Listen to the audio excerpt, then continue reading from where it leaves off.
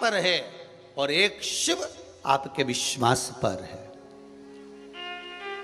रामचरितमानस की रचना करते समय तुलसीदास जी ने लिख दिया था, शंकर विश्वास रूपिणो, अगर विश्वास है तो शंकर की आराधना करना, विश्वास हो तो शिव की पूजन करना, विश्वास हो तो शंकर पर एक लोटा पानी चढ़ाना, विश्वास हो तो शंकर पर बेलपत्र चढ़ाना, विश्वास हो तो शंकर पर अक्षत चढ़ाना, विश्वास हो तो पुष्प चढ़ाना, विश्वास हो तो शंकर के मंदिर जाना। और अगर विश्वास नहीं है तो तुम तुम्हारे घर में भले और भगवान शंकर अपने मंदिर में भले, वो शिवालय में भला है, आप अपने घर में भले।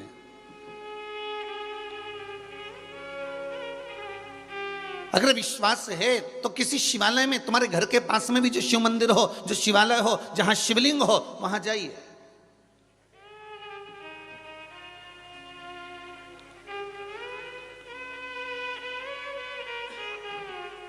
और अगर विश्वास नहीं तो कहीं मत जाइए। मानो तो मैं गंगा मां हूं, ना मानो तो बहता पानी। किसी कुंड में, किसी सरोवर में, किसी तालाब में, किसी नदी में, किसी पवित्र सरोवर में अगर आप स्नान कर रहे हैं, आपने पहले ही सोच लिया कि ये तो पानी है, और आपने अगर सोच लिया कि ये महारानी है, भगवान का स्वरूप है, चरणामृत मिला है, पंचामृत मिला है, इस जल को साधारण मत समझो।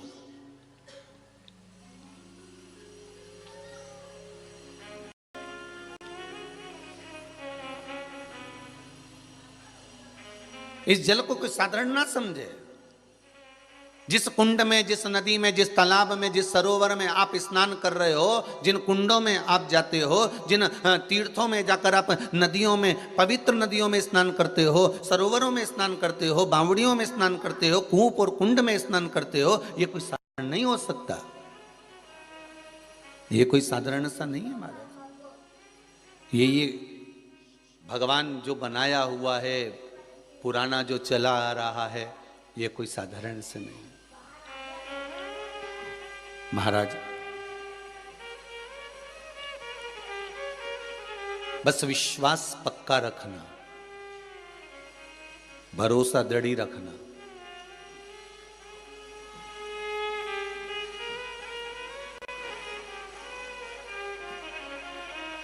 ना मैं घर के भरोसे हूँ, ना परिवार के भरोसे हूँ,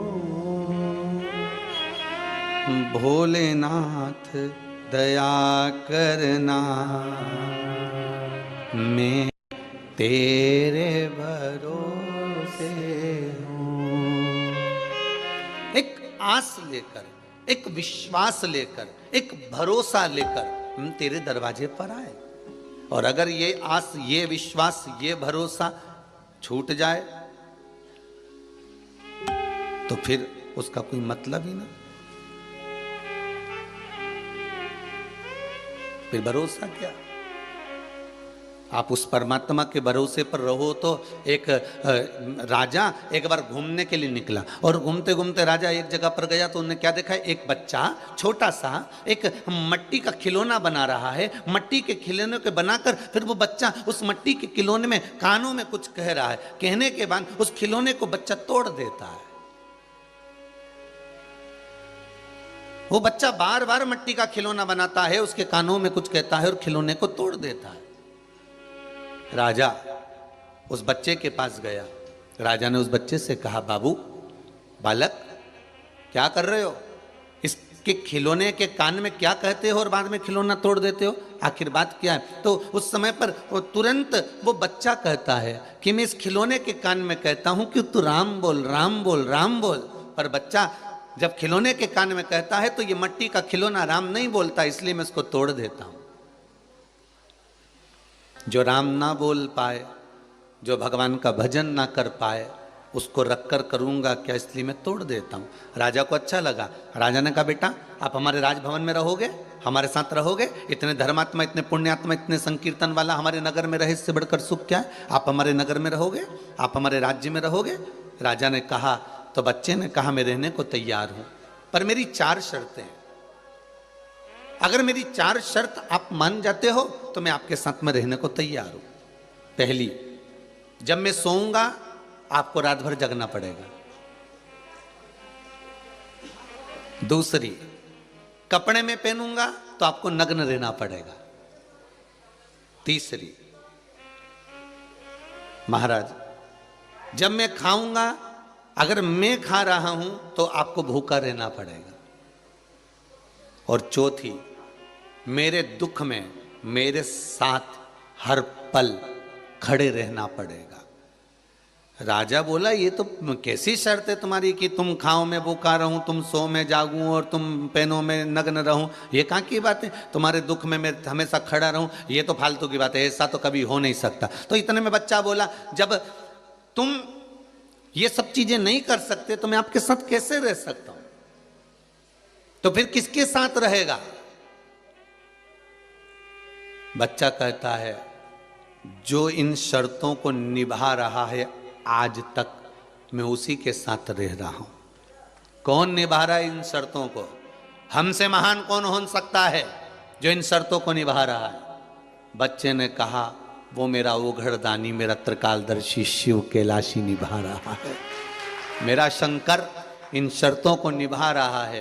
पहली शर्त है, मैं सोऊं तू जाग, मैं चैन की नींद सोता हूं और मेरा शंभू रात भर जगता है मेरे लिए। वो भगवान मेरे लिए जगता है। मैं सोऊं वो जागता है। मैं खाता हूं वो भूखा रहता है।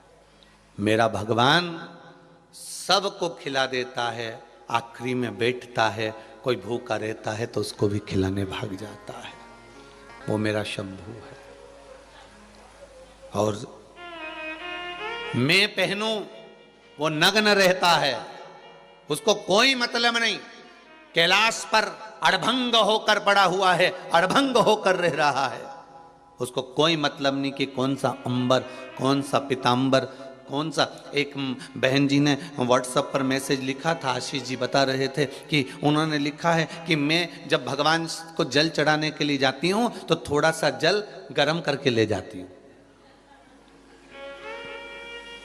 तो मेरा पति और मेरा पुत्र दोनों मुझ पर बहुत हंसते हैं। पति कहता है, जो कैलाश पर रहता है, जो अमरनाथ की गुफा में रहता है, जो इतनी ठंडी जगह पर रहता है, जो केदारनाथ में रहता है, जो इतना ठंडे में रहता है, और उसको तो कुनकुना जल चढ़ाती है। मेरा पति भी हंसता है, मेरा बेटा भी मुझ पर हंसता है। गुरुजी से पूछना कि मैं ठंडा जल चढ़ाऊं कि कुनकुना चढ़ाऊं?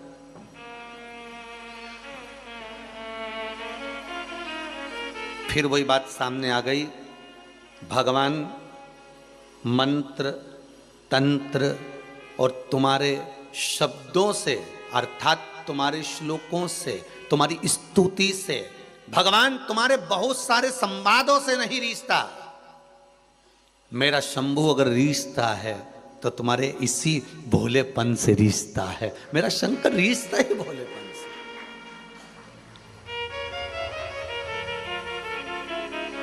मेरे शिव को रिझाने का केवल एक ही तरीका, तुम्हारा भोलापन, क्योंकि भोले का भोला है। भगवान शंकर तुम्हारे भोलेपन से रीझता है। भगवान शंकर ये कभी नहीं जानता कि तुमने क्या मंत्र पढ़ा है, क्या तंत्र पढ़ा है, क्या साधना करी है, क्या करा। भगवान तो कहता है कि तूने दिल से क्या कहा है वो बता दे। तो दिल से क्या रिझा रही है वो बता दे। मेरे पति को मैंने बोला, भी ठंड का समय चल रहा है, ठंड बहुत तेज है, भगवान को ठंड लग जाएगी, इसलिए मैं कुनकुना जल करके ले जाती हूँ। चढ़ा सकती हूँ, नहीं चढ़ा सकती हूँ।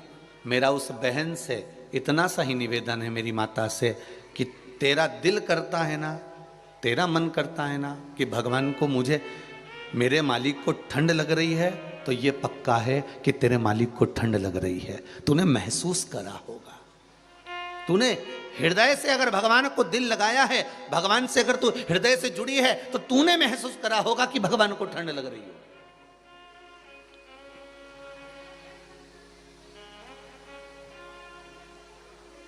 ये तूने महसूस करा है।